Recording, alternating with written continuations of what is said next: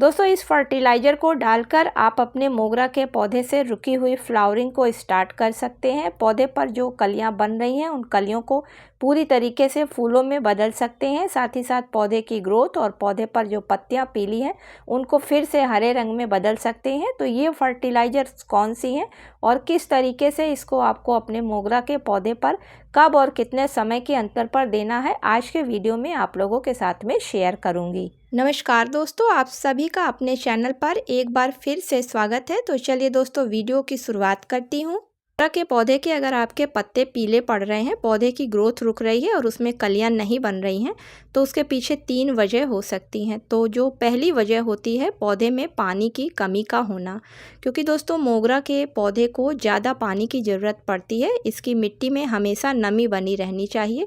इसलिए गर्मी के समय में अगर मोगरा के पौधे को कम पानी दिया जाता है तो गर्मी की वजह से वो पानी नीचे मेन जड़ तक पौधे के नहीं पहुंच पाता है, ऊपरी लेयर से ही सूख जाता है।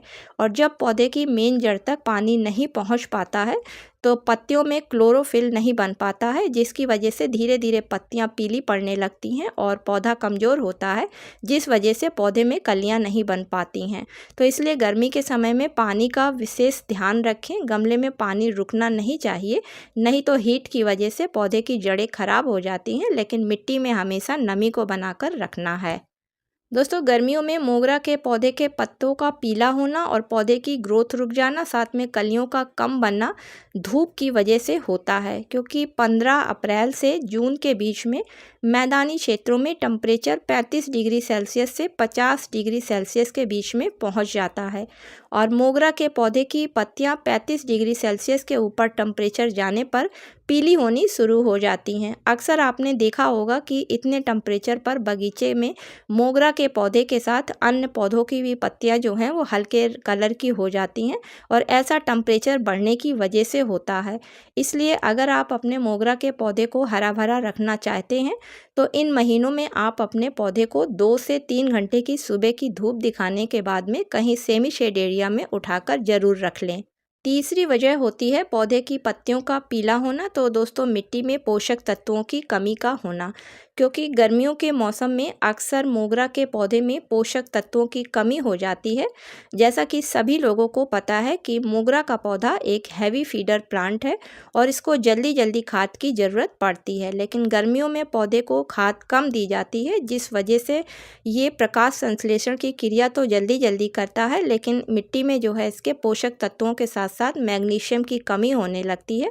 और जब पौधों में मैग्नीशियम की कमी होने लगती है तो पौधों में क्लोरोफिल नहीं बन पाता है, जिसकी वजह से पत्तियां पीली हो जाती हैं और कलियां नहीं बन पाती हैं। तो चलिए दोस्तों देखते हैं कि किस फर्टिलाइज़र्स को और कितनी मात्रा में देने से हमारे मोगरा के पौधे की पत्तियों का पीला होना, ग्रोथ का रुक जाना और कलियों का ना बनना दूर हो सकता है। तो सबसे पहले हमें एप्सम सॉल्ट की ज़रूरत पड़ेगी, क्योंकि एप्सम सॉल्ट मैग्नीशियम, सल्फ़र और ऑक्सीजन से बना हुआ एक केमिकल कंपाउंड है और इसके इस्तेमाल से पौधे काफ़ी हरे भरे हो जाते हैं। इसके अलावा कलियों का पीला होना, पत्तों का पीला पड़ना या फिर पत्तियों के मुड़ने की समस्या इसकी वजह से दूर हो जाती है, क्योंकि ये क्लोरोफिल को बनाने में काफ़ी मदद करता है। और जब पौधे में क्लोरोफिल बनता है तो पत्तियां हरे रंग की हो जाती हैं।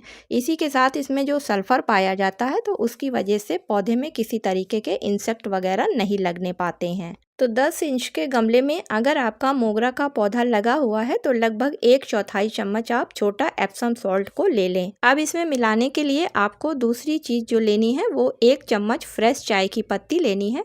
और अगर आप फ्रेश चाय की पत्ती दोस्तों नहीं इस्तेमाल करना चाहते हैं तो लगभग 2 से 3 चम्मच आप यूज़ करी हुई चाय की पत्ती को ले लें, क्योंकि इसमें 4% अकेली नाइट्रोजन पाई जाती है और नाइट्रोजन की वजह से पौधा काफ़ी हरा भरा हो जाता है और उसमें क्लोरोफिल की मात्रा बढ़ जाती है, जिसकी वजह से पौधे की पत्तियाँ काफ़ी हरी भरी हो जाती हैं। अब इसमें तीसरी चीज़ आपको 1 चम्मच हल्दी पाउडर मिलाना है। तो दोस्तों हल्दी पाउडर में प्रोटीन, विटामिन ए के साथ साथ एंटीसेप्टिक और एंटीबैक्टीरियल गुण पाए जाते हैं, जो कि पौधों में रेजिस्टेंस पावर को बढ़ा देते हैं जब हल्दी का इस्तेमाल पौधों पर किया जाता है।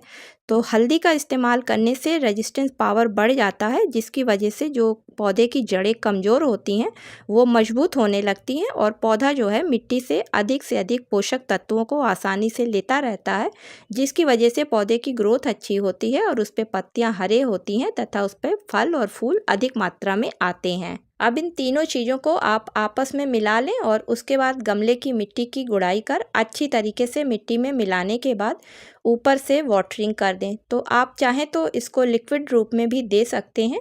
लिक्विड रूप में देने के लिए इन तीनों चीज़ों को आप 1 लीटर पानी में भिगोकर कम से कम 3 से 4 घंटे के लिए छोड़ दें और उसके बाद फिर आप बिना छाने हुए इसको मिट्टी में धीरे धीरे करके मिला दें, जिससे कि पौधे की मेन जड़ तक ये सॉल्यूशन पहुंच सके। तो दोस्तों इन तीनों फर्टिलाइज़र्स का अगर आप अपने मोगरा के पौधे पर महीने में 2 बार इस्तेमाल करते हैं, साथ ही साथ पौधे को गर्मी से बचाते हैं, यानी कि सुबह की 1 से 2 घंटे की धूप दिखाने के बाद में ग्रीन नेट के नीचे या कहीं सेमी शेड एरिया में रखते हैं जहां पर इनके ऊपर डायरेक्ट धूप ना पड़े, तो आपके मोगरा के पौधे पूरी गर्मी भर हरे भरे बने रहेंगे। उनकी पत्तियों में चमक रहेगी, साथ ही साथ पौधे पर जो कलियाँ बनेंगी वो सभी कलियाँ फूल में बदलेंगी।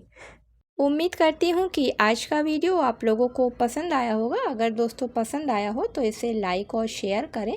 मिलती हूँ किसी अगले वीडियो में किसी नई जानकारी के साथ में। तब तक के लिए दोस्तों हैप्पी गार्डनिंग।